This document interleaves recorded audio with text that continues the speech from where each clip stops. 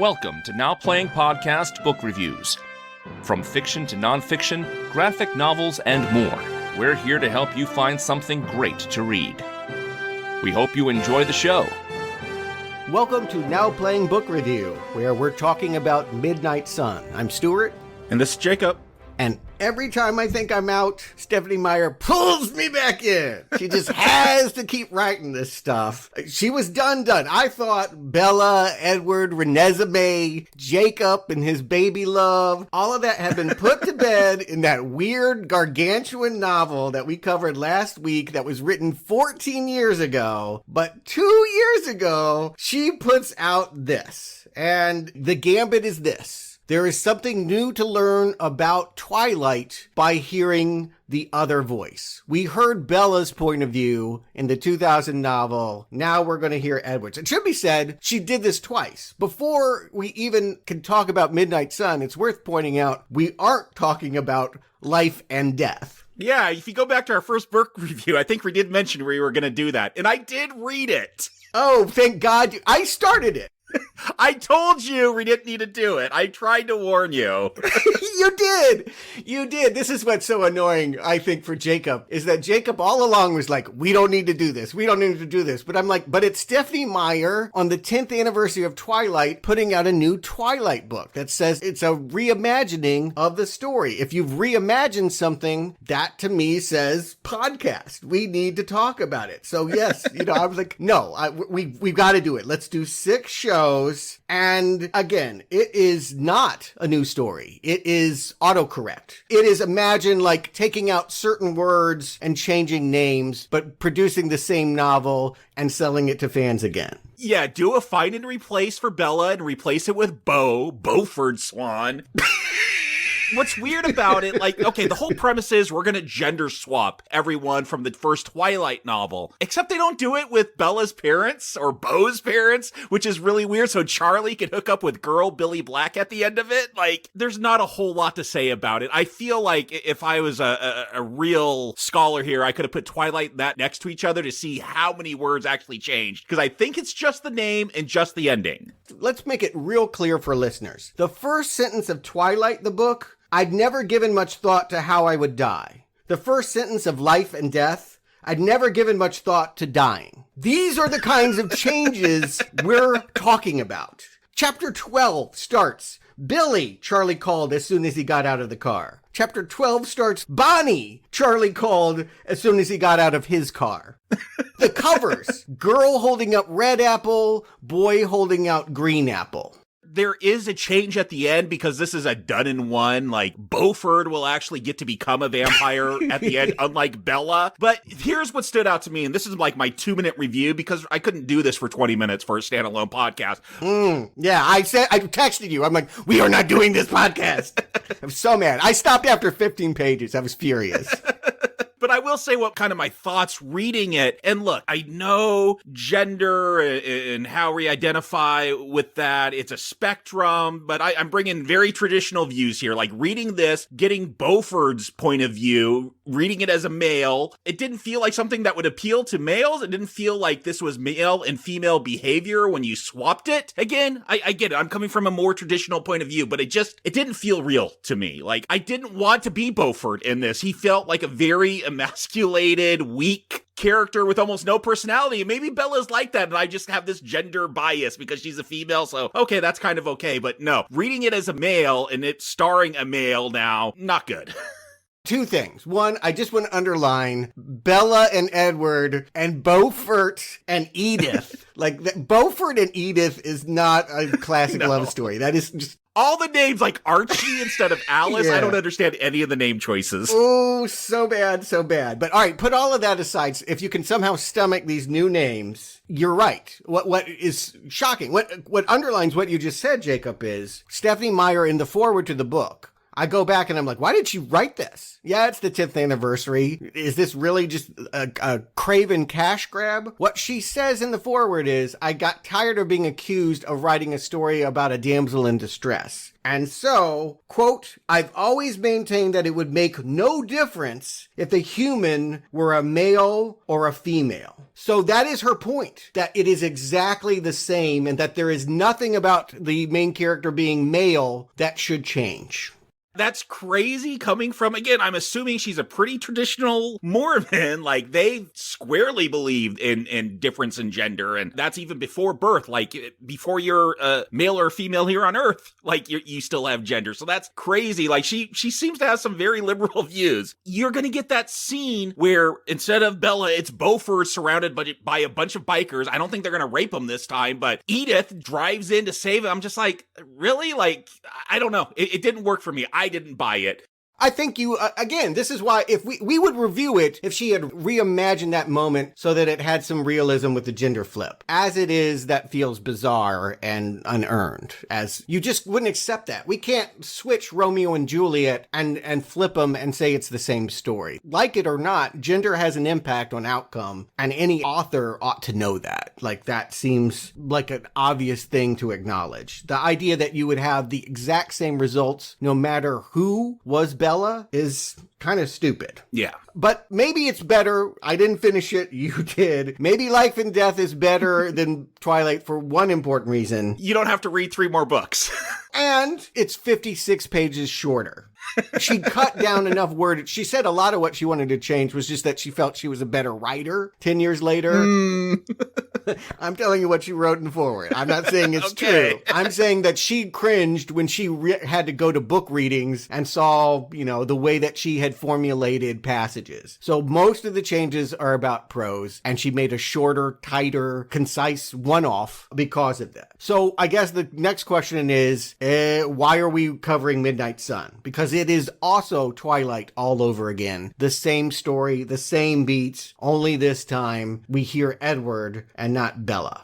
In a little bit of the history, I didn't know about this till I read about it. She had been working on this for a long time. Back in like 2008, 12 chapters had been written and they leaked somehow. They got out and she was so upset. She's like, if I had to finish the book at that moment, I would have had James kill the Cullens. She was so upset about that leak. And then like she let a long passage of time go and she's like, okay, I'm going to try it again. In 2015, she goes to Comic-Con when she's going to like take up Midnight Sun again. And all of a sudden, everyone's talking about this thing called 50 Shades of Grey. And she's like, oh, so now I'm being upstaged by like fanfic. Like, so finally, I guess in 2020, she got around to finishing it up and getting it published. Yeah, but not only just fanfic. E.L. James, the author of 50 Shades of Grey, who, yes, was a fan of Twilight and largely just took those ideas and made it an S&M thing, made it a little bit more kinky. She was beating her to the punch. She was rewriting 50 Shades of Grey from Christian Grey's point of view. Okay, I have not read those books. I don't know whose point of view they're from.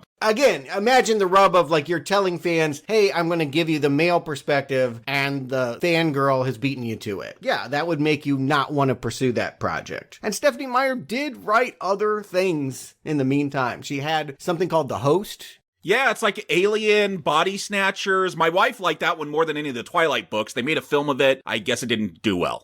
And there was a spy thriller, too, called The Chemist. So she's tried other things. But let's face it, 2020, she knows where she's going to get paid. She's coming back to write another Twilight. And this time she's done us the service of giving us more words. If nothing else, Midnight Sun is 250 pages longer than the original 2005 Twilight novel. Which blows my mind because it's going to cover the same events, and we'll talk about it. I feel like a lot of those words are repeated over and over. Like there is one distinct impression I have of this book. But before we get to that, we always talk about these titles and this cover.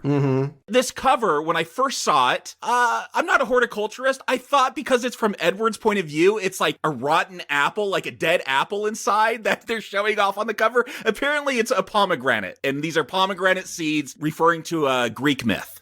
Cut in half, it's still continuing the fruit theme of the first one, but it's gory, right? It's graphic looking. Yes. When I saw it, it looked like a skull with, organic matter pouring out of it. Like it feels like Edward's perspective is violence. Which it is. We'll get into it, but it is.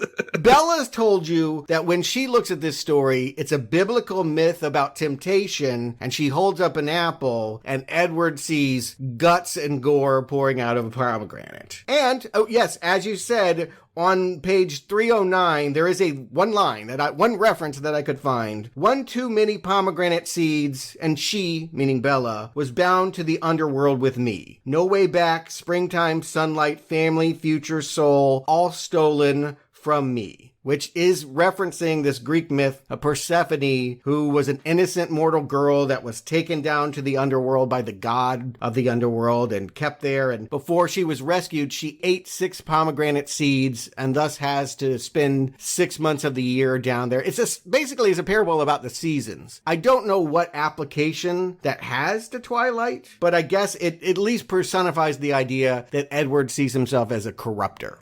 Midnight sun. I know this is a thing. Arctic circles, when you go up to like Alaska in the summer and the sun barely ever sets, you get a midnight sun. Mm-hmm. I went to Iceland and it was really weird. I mean, it was like 11:30 at night and bright as day. It is very disorienting. So this is the shining thing in the darkness, so that sun at midnight. Trying to figure out what the metaphor is here. I agree, because to me, Edward, this novel particularly, would be like the other half of the year where it's noon and it's all black. Like we have the sun for like 30 minutes and it went down again. That's this novel. This novel isn't brightness in the middle of night. This is darkness in a story that felt like a romance, that now feels super creepy. I mean, if we get into the book, it starts right off with Bella walking into that classroom, but this is all from Edward's point of view. He hears whisperings of this new girl. But what is shocking to me, when Edward's covering his nose and making that stink face in the movie, like, what is he thinking? Well, guess what? You're going to find out what he's thinking in this book. And it's, can I murder everyone in this classroom and kill Bella and get away with it? Like, a whole lot of murder plots going on.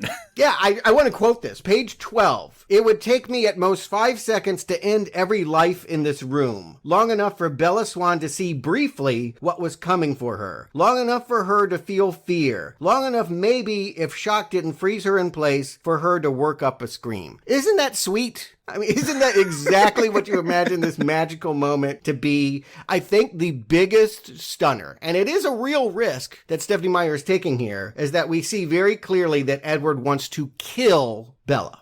And again, not in a I hate you kind of way. He's just so in love with that smell of her blood. Like, yeah, it's this uncontrollable urge that just is going to drive. I mean, if you put this in other terms, like, this is not hot or sexy. I don't know if people think this is hot or sexy. Like, this man is so driven by my beauty that he wants to murder me. But like, if this was put into mortal terms, like, I want to have a non-consensual sexual relationship with this person because they're so beautiful. Like, who wants to read a book about a dude thinking about rape for 500 pages?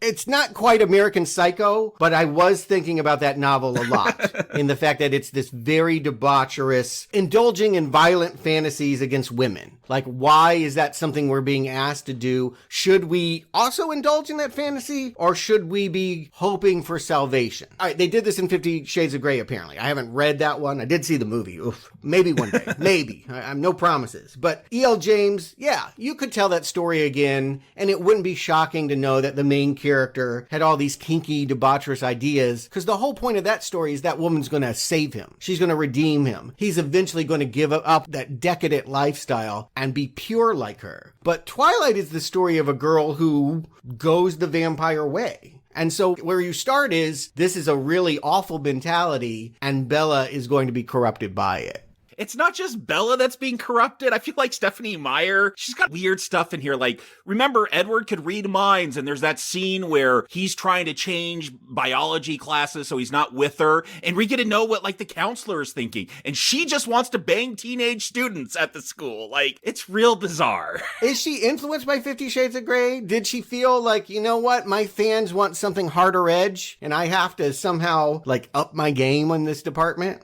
I do feel like, yeah, there's the influence of 50 Shades and just the popularity of Twilight. Again, we're going to get Comic-Con references in this one. Like, Edward's going to be real impressed how Bella, like, stands up for her friends that want to go to Comic-Cons, because that's real nerdy. But, like, yeah, I do feel like she has taken all these influences that she's been forced into because of the popularity of Twilight, and yeah, has folded them into this book a little bit.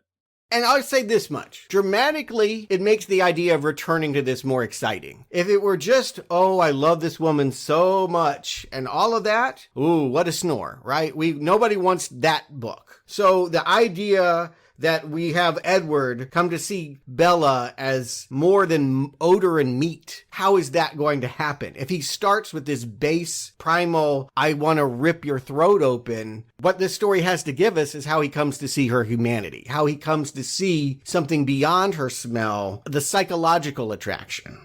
All of that kind of just didn't really hit me with the impact maybe it would if I had read this first before all the other Twilight stuff, because I know where this is going. It's stuck in certain confines that it's got to follow to get to those other books. What I thought was interesting, though, like, if you want to make Edward seem super dangerous, I do feel like let's see him kill. And there is that scene with the bikers who harass Bella and Edward comes swooping in. He does go back to them with Carlisle, and I'm like, oh, we're going to see him actually get revenge, and this is going to make Edward dangerous. But no, they just tie him up and wait for the police to take him. But Edward did want to kill him. And so this is actually one of the most interesting moments in this novel. I think it is the most interesting moment in this novel. Because we never got it in any of the other ones, because only Edward would know this. Yeah, so just to relive this, in case you've forgotten, so Bella is starting to catch on that supernatural things are happening in Forks, and she goes all the way to this neighboring town in Port Angeles to get a book at a bookstore that's going to teach her about werewolves, and she ends up in a dark alley alone with a guy named Lanny, who asks her to get on the motorcycle bike, and then it starts to look like these men are going to take advantage of her. She's surrounded, and in her mind, Edward rides in and saves her. What I find interesting, having had this Edward perspective for 175 pages, is how does he have any right to judge Lanny for holding the exact same thoughts he does about Bella? He wants to hurt this girl just as badly as Lanny does. So where does he get off? What hypocrite is he to say, you're the worst person I've ever looked into the mind of?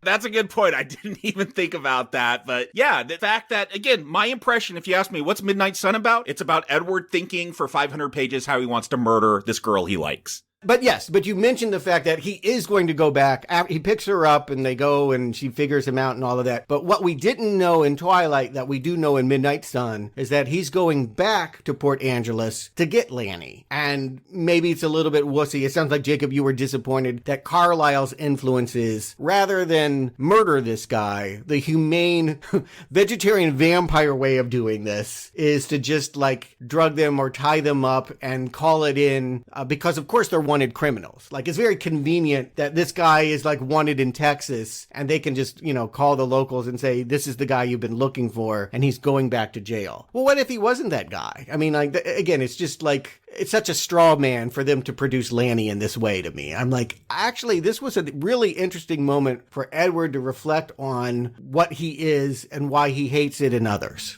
And I guess my problem was that he goes with Carlisle, and I do feel like Carlisle is such a force of good. It cuts some of the tension. It's kind of like Alice. Whenever Alice shows up, she's coming to give some important piece of exposition that she's read from, someone's mind. She saw some future. I feel like Carlisle's the same way. If Edward had just gone by himself, I don't know, that could have been a real interesting struggle. The fact that Carlisle is with them, I'm like, well, Carlisle's not going to let murder happen, so we're not going to get that. And maybe that's right. I mean, again, if the idea is eventually this is about a softening of a man with murderous instincts, maybe this is part of that journey.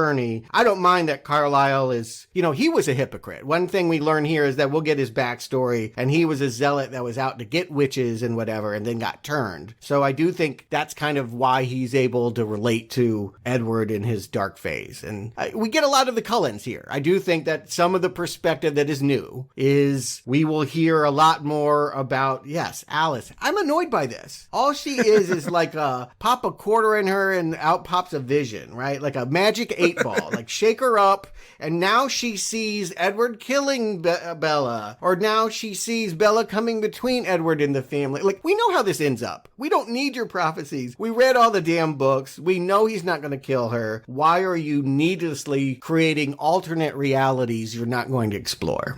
Yeah, I found this book outside of that scene where he goes after Lanny, that biker, and maybe the opening, because I'm just curious to see, like, yeah, what is going through Edward's thoughts at that moment. I found, like, a lot of this, especially once him and Bella, like, hook up and they go to that dinner and everything, it's going to play out very much the same. It kind of gets very tired. I was surprised that Stephanie Meyer couldn't find something more interesting. Like, I feel like we get Edward asking a bunch of questions and we get to hear Bella's, like, answers, like, what pop culture she likes, and here you go, like, you want to deep dive into Mormonism. Stephanie Meyer, I'm guessing she's Gen X like us. Mm-hmm. I know, like, when I was in college around a bunch of Mormons, you know what two movies they like to quote all the time? Some of Bella's favorites here. Monty Python and the Holy Grail, for some reason in Mormonism, that is huge. Really? At least with the Gen Xers. I don't get it. I mean, I love that film. I grew up on it, but I wasn't introduced to it through other Mormons. And then the other one is The Princess Bride, though Bella says she only likes the book version, not the movie version. But Princess Bride, ooh boy, if I ever have to hear that movie quoted again, I might lose it.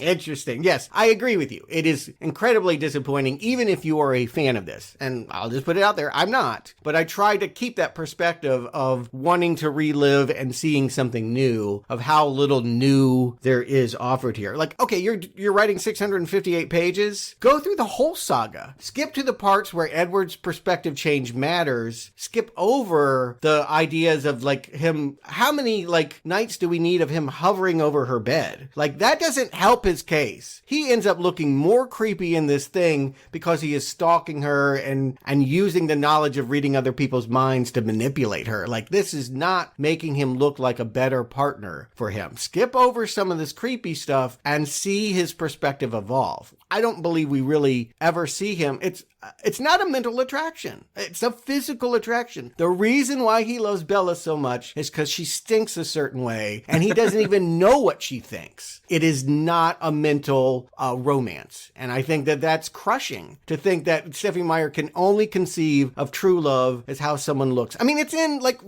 how many scenes do we get of Rosalie, too? And how angry she is at Edward for liking a plain girl more than her because she's so pretty. Yeah, I thought there would be a lot more interesting things done through his perspective. Like, for one, and you talk about maybe combining all the books into one, or, yeah, do something different, because I feel like you get Twilight, you get a little bit of Jacob in Twilight, but his story's really in New Moon. Mm-hmm. And I want to know more about what Edward thinks of that whole, like, werewolf situation. And Jacob is barely in this book. There's, like, a couple mentions, but yeah, I want to know, what does he think of this Native American tribe of shapeshifters? And there's more interesting things to explore than what music Bella likes. That's exactly right, is that you can't tell me Twilight wasn't sold as a romantic triangle between vampire, werewolf, and human, and the werewolf, any of that, because they only focus on Twilight. And Stephanie Meyer, God bless her, says she's not going to write the other novels from Edward's perspective. So this isn't the beginning of a trend. This is all that we're ever going to get on Edward's perspective. Well, then jump to the interesting parts. You're right. Don't get caught up in the puppy love stuff. Go where we would think it would be relevant to hear his thoughts. And, you know, again, like, poor Emmett, right? I keep waiting for his backstory. I get nothing given to Emmett. He got attacked by a bear. That's it. That's it. Again, she has no curiosity about anyone other than Bella. Edward's, all his thoughts, his entire life are about Bella. If you wanted to know what Edward thought, he likes Bella. And he likes Bella for superficial reasons. That is crushing, I think. And he super wants to murder Bella for half the book. Yes, there's a violent S&M side that might turn you on or might make you think, you know, I don't really like this anymore.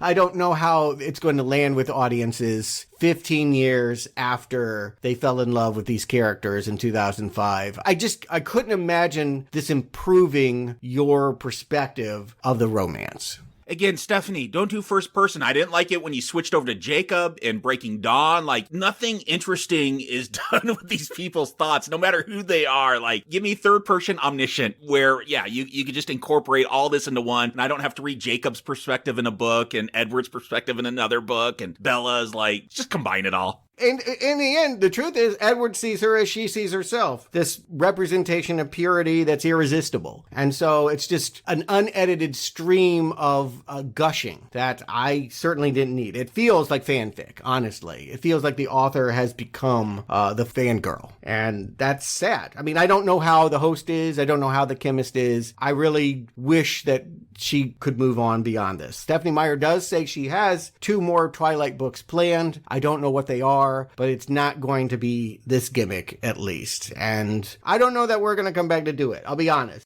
I've enjoyed talking to you, Jacob, about this. It's helped me appreciate the movies. And I'm here to say, please find the $10 so you can hear us talk about Breaking Dawn Part 2 this Friday. Yeah, I'm guessing we'll only do them if they get turned into movies and we have to review those movies. Yeah. But I mean, oh boy, let me just say, the enthusiasm meter jumps up much higher with this conclusion. There are things here that are, I think I hoped that it would be what was in all the movies, but they saved the best for last. Yeah, you're talking about Breaking Dawn Part 2. I was blown away by Breaking Dawn Part 1. This is a different tone, but it's just as crazy. It is off the rails, and really would love to join you one more time, even if you think you hate Twilight. Maybe even especially if you hate Twilight. Learn the real reasons to hate Twilight. That's what I feel like. Forget about ooh, they sparkle. No, there's real reasons to criticize this franchise. Yeah, I agree. Yeah. Put aside your superficial concerns and dive deep into how extraordinarily bad something can be. I hope you join us for that. And Jacob, thank you for joining me for these 5 podcasts. It's been a lot of fun. Yep, thank you. Until we talk again on Now Playing Book Review, keep reading.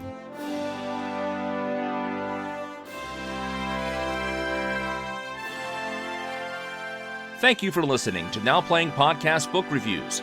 We hope you've enjoyed this podcast. In the archives at nowplayingpodcast.com, you can find more than 150 more book reviews, including many of the works of Stephen King, the Ian Fleming Bond books, the Planet of the Apes novels, Frank Miller's The Dark Knight Returns, and many more. Enjoy movies? The Books and Nachos hosts have done more than 1,200 movie reviews, which you can also find at our website, nowplayingpodcast.com. This episode of Now Playing Podcast Book Reviews is copyright 2022, Venganza Media Incorporated, all rights reserved.